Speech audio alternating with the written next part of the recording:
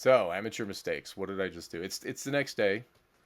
Uh, Everything looks the same, I know, even though the sun is on the opposite side of the sky because it's the next morning. But it is in fact the next day, and I was thinking about what can I make videos about, and I thought, well, at the very least, I have a certain amount of advice for young folk that I think people aren't giving enough. You're gonna hear potentially a dog munching. That's because there is a dog munching. I'm plying my dog with treats as they recover from spay to enable me to do this. But I just made a tremendous amateur mistake. That mistake was I recorded this once already, but I did not enable the audio in OBS. So um, everything that I did, it's as though it didn't happen. That's okay. We're gonna give this another shot. Maybe having done it once already, this is going to end up being a more economical version. So what do I want to talk about? College, college, by and large, and one of the questions that you hear a lot these days, which is, should students still go to college? Is college worth it? Are all these people with all these opinions, um, especially with AI, right? But what you don't hear is, in my estimation, the right nuance around all of this. People tend to give these black and white answers that are kind of nonsensical. And so, having been a professor at multiple institutions, should you go to college in 2025 as your average student? The answer is yes. However, do not do not go to an expensive college if you have to pay for it. So there are two kinds of students. There are the students who want a school, and there are the students that a school wants. And the schools admit students who want the school and charge them money, tuition, and they use this tuition to pay for the students that the school wants. So you can tell very quickly if you should go to a big name school because they will either give you money or they will either pay your tuition or not, right? They will either give you a scholarship or not. If you are not getting a scholarship and the school is tens of thousands of dollars per year, they don't want you. You are being admitted so that you can pay for the students that they do want. They will take your tuition money that will fund the scholarships for the students that they actually want, right? And you will know if you're a student that schools want because it's never just one school that wants a student. If you have a massive pile of brochures about universities that are landing in your mailbox, I don't know if they still do that these days, but if lots of schools are reaching out to you trying to convince you to come there and you have lots of scholarship offers, then you are a student who is wanted. This is not most students. Most students have to pay tuition, and in that case, when you pay tuition at a big name school, and I'm talking about state flagships, right?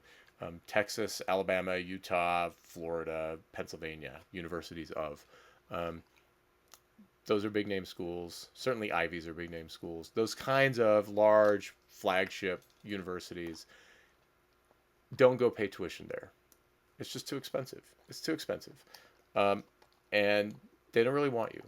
If they're making you pay tuition, you're paying for the students that they do want, right? Where should you go? You should go to community college because everybody at community college pays. Everybody's in the same boat, right? And this is not just about pay, not pay. This is about what happens after you graduate. If you go to a big name school and you're not on the list of students that they wanted, you're one of the students who's paying. The outcome is different, right? One of the things that students often talk about is they go to college because they want opportunities, they want to network. Well, there are two tracks. This is not spoken of in polite company. There are two tracks. There are the students who the faculty will think of. Hey, I know of an opportunity for somebody at your level, at your stage of academic career, at your stage of career. I have a contact. That's sort of the real network, the real assistance. That goes to the students that they wanted, the scholarship students. The students who are paying get sent to, hey, here's here's the location of the campus career center, and they'll help you make a resume. That's not worth 60 grand. It's just not, right? And you are on one list or the other, in all likelihood, at many of these institutions. And if you have to ask now, you are not on the list of people who are actually going to go to university and network in a real way. chances are, right? And so, should you go? Yes. There's this question about, oh, in the age of AI, blah blah blah. Maybe it's no longer useful. No, it's useful. It's useful.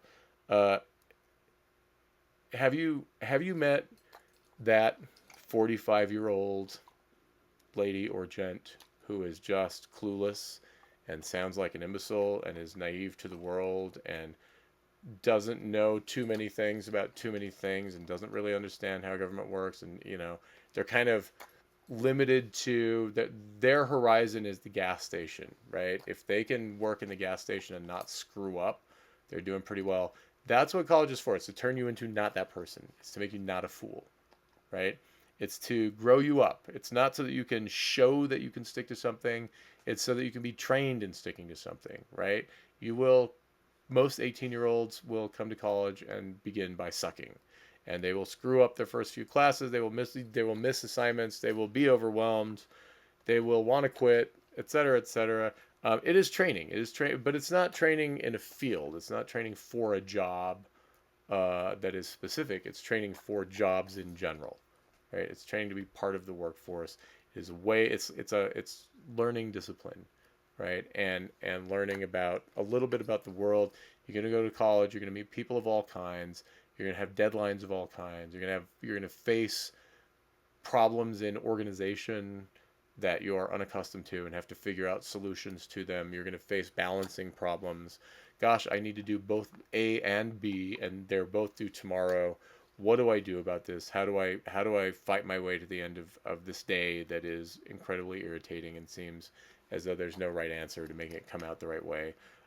It's problem solving, self discipline, um, ending your own naivete so that you sort of know, you know, even just getting a list, you're going to meet people and they're all going to have all these different majors. What are the things that happen out there in the world? What are some of the industries that exist? What are some of the big things that happened in history? Um, and so on, right? This is what college is for.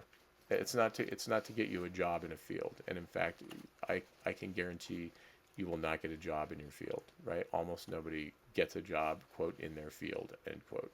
That's not what happens. That's not. I mean, what's the number one major on college campuses? Most of the time, it's like English or psych. What's number two? English or psych. Um, those people do not. First of all, there's no career that's like an Englisher. I'm going to go be an Englisher. This does not exist. People say, "Oh, I'm going to be a writer." No, you're not. There are very, very few writers in society who are professional, right? Get paid to write. This is one of the smallest actual career paths, um, and yet it's one of the biggest departments, right? Those two things don't go together. You're not going to go be a writer.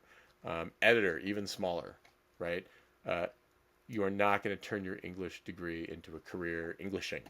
And the same thing goes for psych, right? You cannot go and be a psychologist or especially a psychiatrist or even a social worker or licensed clinical social worker, all these things on a bachelor's degree. This is not what your bachelor's degree is for. It's just not. It's just not. So don't think you need to go and what major should you choose doesn't matter. Uh, are you going to get outcompeted by AI? I mean, potentially, but so is everybody. It doesn't change the fact that you need to not be an imbecile to get a job, right? And that's really what college is for. It's to make you not an imbecile, not a fool, right? That's the point. And so, yes, go to college. No, don't go to a big name school. Certainly don't go to a for-profit school. And this is one of those things that is very tricky for people who don't come from college families. How do you recognize a for-profit school versus a not-for-profit school? First of all, you don't want to go to a for-profit school. I said this already, but let me drive it home. You do not want to go to a for-profit school. They will not help you. They will not discipline you. They will not learn you to not be a fool. They just want your wallet. And the way you can tell if you're dealing with a for-profit school is because they're chasing you down. Even though you're an average student and you're not enrolled at their school yet, they are trying to make a sale, right? If you have a school that is recruiting you and you have average grades and they just want to get you in the door and let's get you signed up, like, no, this is a for-profit school. Don't go there. Do not go there, right? Real universities, by and large, don't give a shit about average students, right? I mean, they're happy to have you, I guess. They'll admit you. They're not going to chase you down. They're just not. And so that's one way to tell. Ask. Just ask. Are you for profit or not for profit? Do not go to a for profit school ever. End of story. There is no reason. It is not. It will not help you. It's not good for you. It's not good for your life. It's bad. Bad, bad, bad. Don't do it. Nonetheless, every year, lots and lots of people do it. I don't know why they do it. It's too bad. But don't. It's not a good spend. Same thing for spending the big bucks to go to state flagship university, especially for out of state. Like, I used to be a professor and have kids come to my office hours who are like out of state tuition, and they're like racking up like 50 grand a year as an undergrad, and they're they will never earn that back. I mean, this is such a bad spend. Stay home, go to community college, learn not to be a fool at community college for like 2 grand a year or whatever it is now. It's not going to be 50, right? Um, and that's that. What major should you choose? It doesn't matter. It doesn't matter. It really doesn't. Choose a major that interests you because you're more likely to stick to it. And the only goal is for you to come out and have done your homework and turned up on time. That's really it. Are you going to have lots and lots of networking and lots of support from the school? No. No, you're going to have none. Unless you're on that other list, which is very small. Unless you're one of those people who the school wanted, in which case you'll have all the help in the world. For most students, what you're going to have is, here's the campus career center, and some vague like, yes, here's the office of alumni resources. They can help you when you get out of school. What they're going to do is they're going to ask you for money to fund scholarships. They're still going to try to get you to fund the list of students they want long after you're out of there and you already paid your tuition to fund those students. That's what they're going to do for you. So don't count on help from the school. They're not going to give you any if you're the average student. Uh, what you're there to do is learn not to be a fool, learn to sound like you're college educated, learn to turn up to things on time, not lose your head when there are problems, solve the problems with a, sort of grudging best case, here's how I solved the problem kind of solution, right? That's what college is for. Go do it cheaply. Don't do it expensively, for God's sake. Um, Advice while you're there. I think two things. One, work your way through college. Don't, to the extent possible, do not take out loans, right? Student loans are bad. They're universally bad. They ruin your life. The bigger they are, the ruiner they ruin your life. So avoid student loans at all costs. Go to a community college, work your way through. This is not just about money, though. It is about money, but also it's going to help you get a job, right? The universal story from the average undergrad is, hey, I got my bachelor's degree and life sucks. Why does life suck? I can't get a job. Nobody wants to hire me. I have a bachelor's degree. I got good grades. Why can't I get a job in my industry? Because you don't have an industry and jobs don't care about your grades. That's not what they're here for, right? Employers have tasks that they need done. These tasks are very concrete. They're not abstract things. They're not, about history or about, categories of this or models of that. Employers have like, we need somebody to come and take what the sales guys do on their calls and enter it into Salesforce. So we want somebody who presents well and knows how to use Salesforce, right? It's that kind of stuff.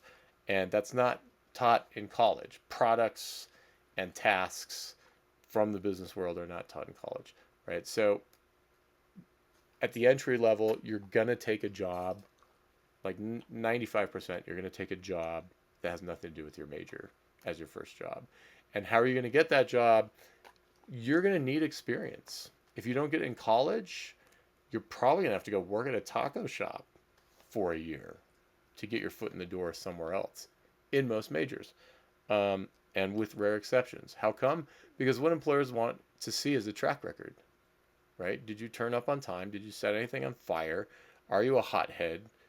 Did you storm off and quit when the going got tough, or did you hold that job for a year, right? That's all the stuff. That's what they care about. So by holding a job while you go to college, employers will get that when you finish college. You'll be able to put on your resume, like, I worked my way through college.